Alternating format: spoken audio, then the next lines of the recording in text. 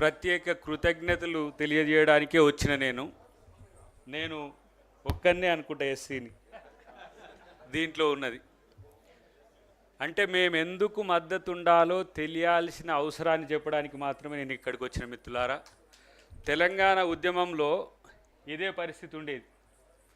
అంటే స్పీకర్లు ఎక్కువ ఉండేది, సమావేశం చిన్నగా ఉండేది. ఇప్పుడు నేను నరహరి గారికి ఒక విజ్ఞప్తితో పాటు డిమాండ్ కూడా చేయడానికే నేను మాట్లాడడానికి సిద్ధపడుతున్నా. ఓబీసీ పోరుబాట ఇది పుస్తకావిష్కరణ. ఓబీసీ పోరుబాట చేయడానికి సిద్ధంగా ఎంతమంది ఉన్నారనేది తేల్చుకోవాల్సిన అవసరం ఉన్నది. పుస్తకం రాసిన మీరే నాయకత్వం వహించాలనేది నా విజ్ఞప్తి. మీరందరూ తనకు సహకరించాలనేది నా డిమాండ్. ఎందుకంటే ఓబీసీలకు, ఎస్సీలు, ఎస్టీలు, మైనారిటీలతో పాటు అగ్రవర్ణాల్లో ప్రజాస్వామిక శక్తులు కూడా మద్దతుగా ఉండడానికి అవకాశం ఉంది. ఇప్పుడు ఏ శకం బీసీలదంటే బీసీలు మేమంతా ఏకమయ్యే శకం. ఇప్పుడు రేపు మీకు ఎస్సీ ఎస్టీలు, ఓసీలు, మైనారిటీలు, మహిళలు కూడా మీకు మద్దతు ఇచ్చే రోజులు భవిష్యత్తులో ఉన్నాయని చెప్పి నేను తెలియజేస్తున్నాను. ఎందుకంటే ఇప్పుడున్న వ్యాక్యూమ్ నాకు తెలిసి దేశంలో ఒకే ఒక్కటి, అది ఓబీసీ. కాల్కేకర్ కమిటీ కావచ్చు, మండల్ కమిటీ కావచ్చు, ఈ మధ్యనే సూరజ్ యాదవ్ గారిని కూడా నేను కలిసిన, ఢిల్లీలో శరద్ యాదవ్ గారి కూతురుని కూడా మా సునీల్ సర్దార్ గారితో నేను కలిసిన. చాలా ఓబీసీ మీటింగ్లో నేను ఢిల్లీలో పాల్గొన్నా. మొన్న మా శ్రీనివాస్ గౌడ్ గారు మా ముఖ్యమంత్రి గారిని ముఖ్య అతిథిగా పెట్టిన మీటింగ్లో నేను పాల్గొన్నా. నేను ఇంతవరకు ఇంత చైతన్యం దేశంలో ఓబీసీల్లో ఉన్నదని కనుక్కున్న మొట్టమొదటి మీటింగ్ నేను శ్రీనివాస్ గౌడ్ గారు పెట్టిన మీటింగ్ ఢిల్లీలో.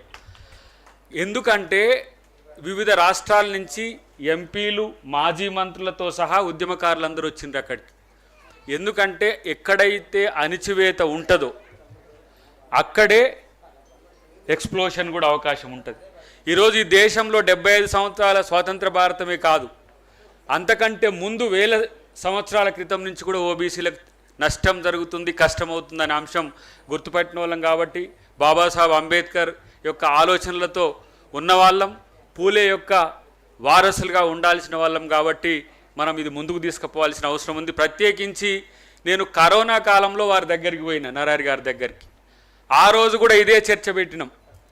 ఓబీసీలకు అప్పటికి ఇంకా భారత్ జోడో యాత్ర దేశంలో మొదలు కాలే. ఇంకా భారత్ జోడో యాత్ర కంటే ముందు ఓబీసీలకు చట్టసభల్లో రిజర్వేషన్లు లక్ష్యంగా ఒక ఉద్యమం ఈ దేశంలో జరగాలి. దానికి పెద్ద ఎత్తున దేశవ్యాప్తంగా ఉద్యమకారులను సమీకరించాలనే చర్చ వారితో నేను కలిసినప్పుడు చర్చ పెట్టిన. ఎందుకు అనంటే ఈ దేశంలో 1 మహిళా రిజర్వేషన్లు, 2 ఓబీసీ రిజర్వేషన్లు, 3 న్యాయస్థానాల్లో రిజర్వేషన్లు అనేవి ఒక పెండింగ్ ఇష్యూస్గా ఉన్నాయి. సరే, మోడీ గారి వల్ల మహిళా బిల్లు అయింది, అది రేపు జనగణన తర్వాత అది సాఫల్యమయ్యే అవకాశం ఉంది.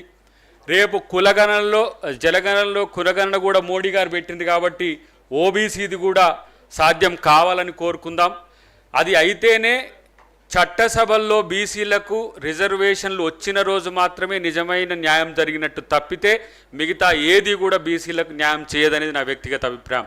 ఎందుకంటే చట్టసభలో రిప్రజెంటేషన్ మాత్రమే మీ యొక్క వాయిస్ను ఎక్కడైనా వినిపించగలదు.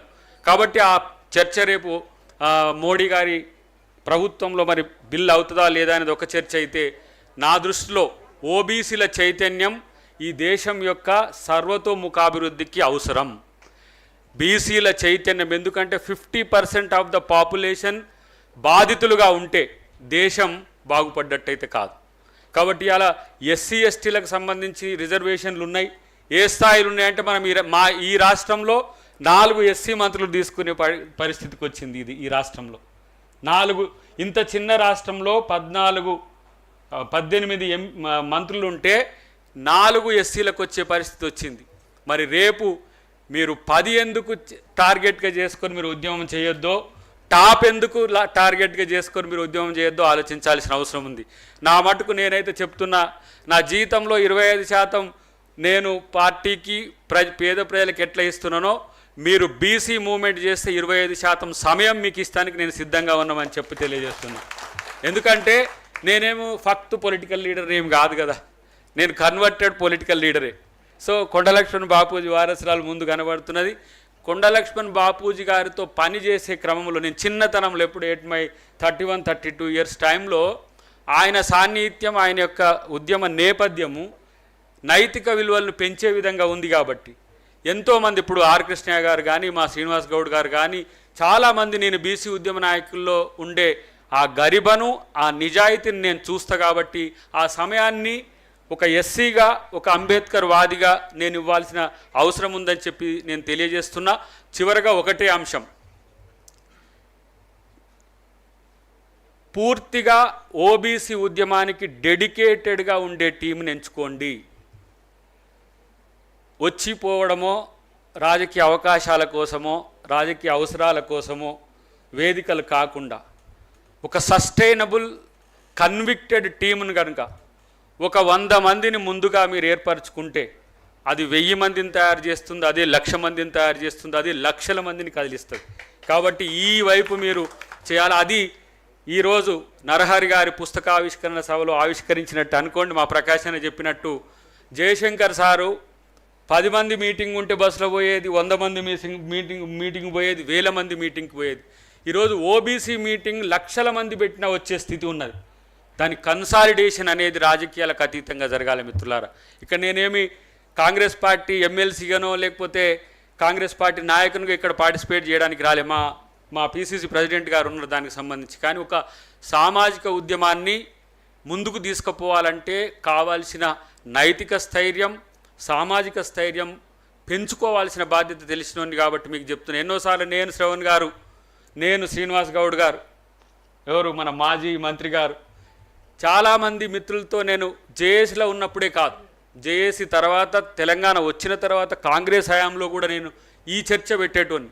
అవసరమైతే మనము కాశ్మీర్ నుంచి కన్యాకుమారి వరకో, కన్యాకుమారి నుంచి కాశ్మీర్ వరకో, లేకపోతే పడమట నుంచి తూర్పు వరకో దేశాన్ని మొత్తంగా కదిలించే ఒక మూమెంట్ని చేయాల్సిన అవసరం ఉంది. ఇది మా రాహుల్ గాంధీ గారి మాట నాకు ఎందుకు ఇన్స్పిరేషన్ ఉంటుంది అంటే, తను అన్నాడు, ఇది బీసీలకు చట్టసభల్లో రిజర్వేషన్లు అనేది నా రాజకీయ లక్ష్యం కానే కాదు, నా జీవిత లక్ష్యం అని చెప్పిండు.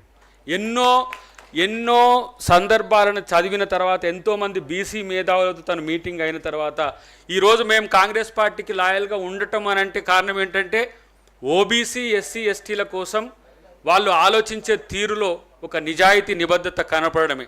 కాబట్టి నేనేమంటున్నంటే, అందరినీ అన్ని సందర్భాల్లో మెప్పించలేం, ఒప్పించలేం.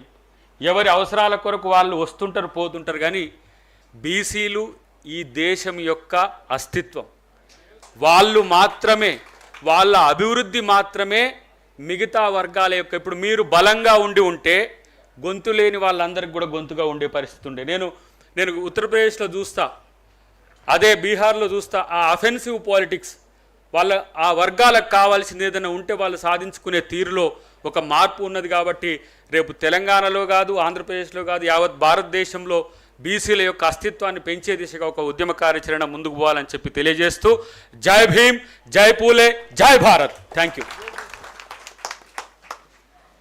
Thank you so much Dayakar గారు. అండ్ నా ఫైనల్గా ఓట్ ఆఫ్ థ్యాంక్స్ ఇవ్వడానికి co writer of this book, so Prithviraj Singh గారిని వేదిక మీదకి ఆహ్వానిస్తున్నాము.